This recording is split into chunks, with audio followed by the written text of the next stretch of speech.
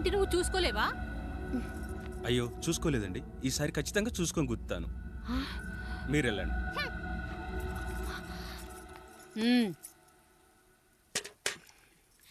చూడమ్మా, నువ్వు మా కూతురవ్వడానికి ముందే రాయుడు మాకు దేవుడు, ఆయన కుటుంబం మనకు దేవాలయం. వాళ్ళు కొట్టినా తిట్టినా మనం అరవకూడదమ్మా.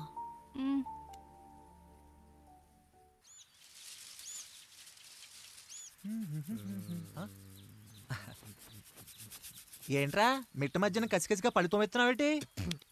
మీకేంట్రా పెళ్ళిళ్ళయ్యి? పెళ్ళయ్యే కానీ కానీ కానీ హే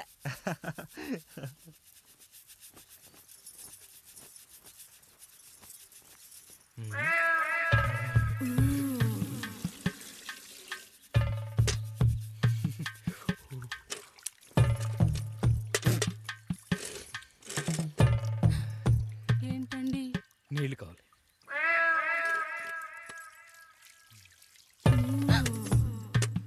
ఆయన కుటుంబం మనకు దేవాలయం.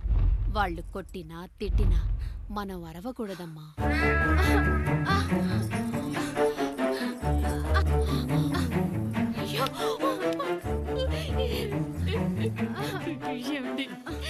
ఏదో ఒకటి చెయ్యండి మీరు. వద్దు పండు, పెద్ద ఆయన దగ్గర మాటొస్తూ. నేను చూడలేదు.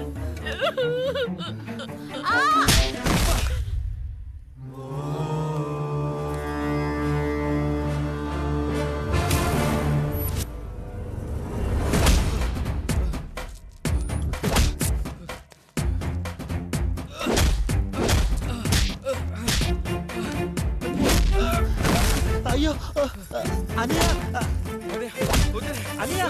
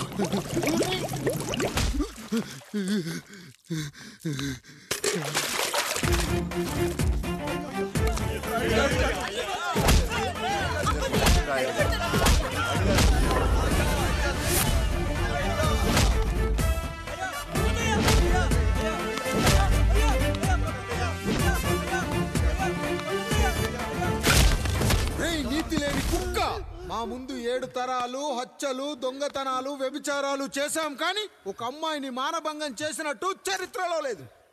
ఈ వంశంలో మొట్టమొదటిసారి ఎవ్వరూ చేయని పని నువ్వు చేసి గొప్పోడివైపోతే మేమంతా చూస్తూ ఊరుకుంటామనుకున్నావా?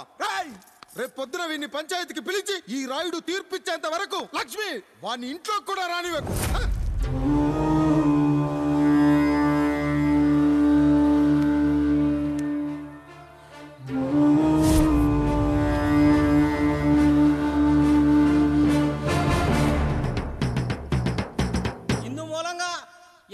తెలియజేయడం ఏమనగా పెదరాయుడు గారి కుమారుడు ఆయన తన ఇంట్లో పనిచేసే కాముడు కూతురుపై మానభంగ ప్రయత్నం చేసినందున రచ్చబండ దగ్గర తీర్మానం చేయబడింది.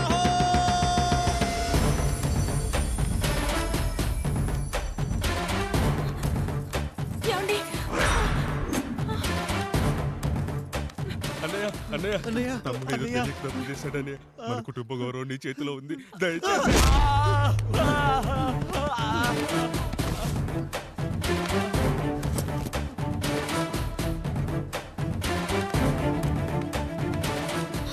అయ్యా అయ్యా, తీర్పిచ్చే ముందు ఒక్కసారి ఆలోచించండి అయ్యా. ఎంతైనా మనింటి బిడ్డయ్యా. అవునయ్యా, అన్యాయం జరిగింది మా బిడ్డకి. చిన్నబాబు ఏదో చిన్న తప్పు చేశాడని. మనుషుల్లో 2 రకాలు, ఒకడు రోడ్డు మీద వెళ్తూ పొరపాటున పేడను తొక్కింది పేడ అని తెలుసుకొని నీటుగా వెళ్లి కడుక్కుంటాడు, వాడు ఉత్తముడు. ఇంకొకడు అదే పేడను తొక్కి రోడంతా బరబరా గీసి పరిసరాలను అపవిత్రం చేసి అప్పుడెళ్ళి కడుక్కుంటాడు. అలాంటి నీచుడు నా కొడుకు.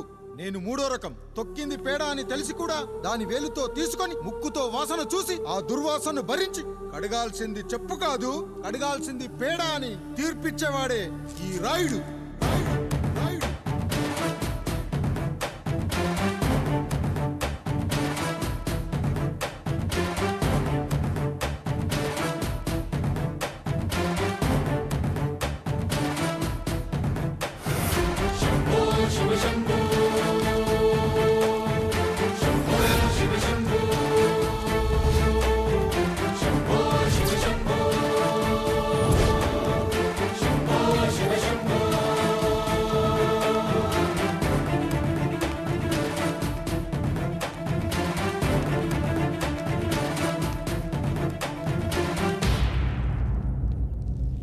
అయ్యా, మీ కుటుంబానికి ఈ పరిస్థితి వస్తుందని అస్సలు ఊహించలేదయ్యా.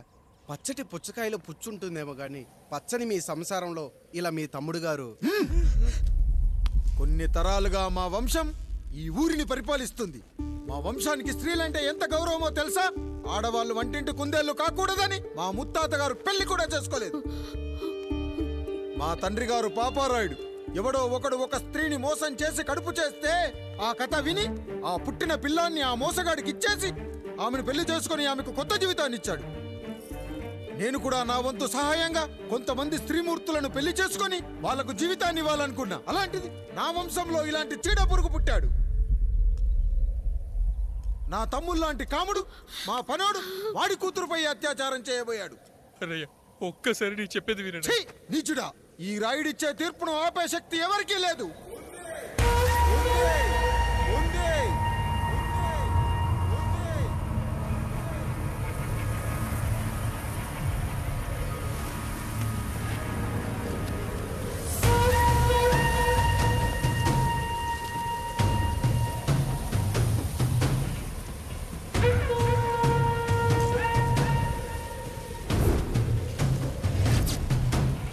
గుర్తుపట్టావా పెదరాయుడు?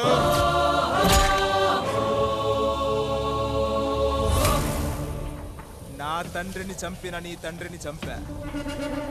ఇప్పుడు ఆయన కొడుకుగా నీ అంతు చూడటానికి వచ్చాను. ఊరికి నీతులు చెప్పే నీ భాగవతం బయట పెట్టడానికి ఏ శక్తి నిన్ను ఆపబోతుందో చూపెట్టడానికి అసలు సిసలైన మగాడు అడుగు పెట్టబోతున్నాడు.